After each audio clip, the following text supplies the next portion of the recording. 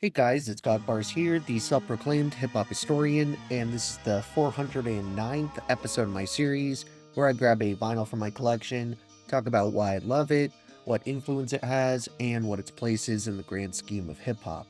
So even though Atmosphere is one underground act that I feel like I bring up relatively frequently on the channel, I haven't actually officially covered one of their projects for hundreds of uploads now.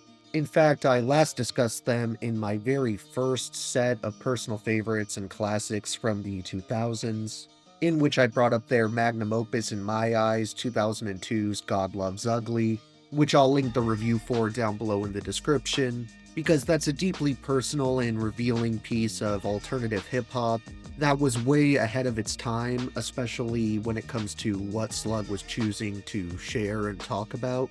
Of course, that isn't the only time that the veteran MC has shown up on this page, since he's been a key member in various other collectives that I've discussed, from his role in Deep Puddle Dynamics in their 1999 breakout album, The Taste of Rain, Why Kneel, to his spot with the short-lived outfit The Dino Spectrum, whose self-titled debut dropped the year prior in '98.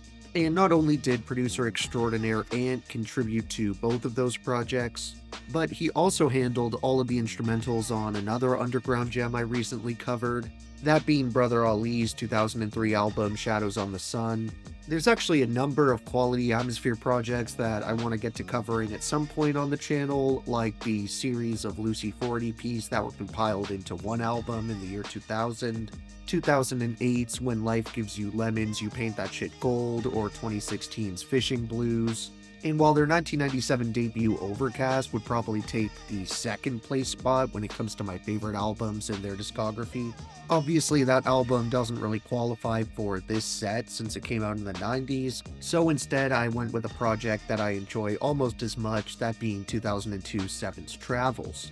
This thing definitely holds the most nostalgia for me out of any project in Atmosphere's discography, and that's because the leading single, which was called Trying to Find a Balance, wasn't just my introduction to this duo, but it was one of the first times I'd really been exposed to this kind of underground hip-hop in general, and it was after that point that I expanded into other Rhymesayers artists like Idea or Aesop Rock, since prior to that, my knowledge of the genre didn't really go deeper than Wu-Tang Clan and hieroglyphics. So when I heard the super straightforward, personal, and unapologetic angle Slug was taking on this track, it immediately grabbed my attention and made me desperate to find out more. Ant absolutely snaps on every single aspect of this beat, from the cinematic sample flips to the full-sounding drums, which isn't remotely uncommon for him, as I've steadily maintained this dude is one of the most underrated producers to ever grace the genre, and I don't think I've ever heard a remotely whack instrumental from him.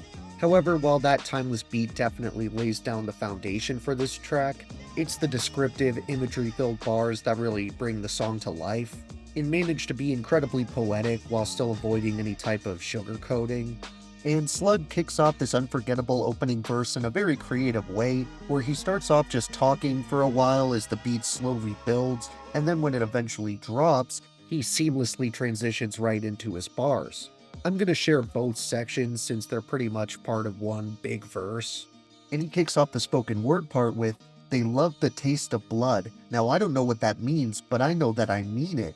Maybe they're as evil as they seem, or maybe I don't look out the window when it's scenic. Atmosphere finally made a good record. Yeah, right, that shit almost sounds convincing. The last time I felt as sick and contradictive as this was the last time we played a show in Cincy. Get real, they tell me. If only they knew how real this life really gets, they would stop acting like a silly bitch. They would respect the cock, whether or not they believed in it. Then right after that line, the beat drops and Slug goes from that more laid-back kind of conversational flow to a more energetic and passionate delivery.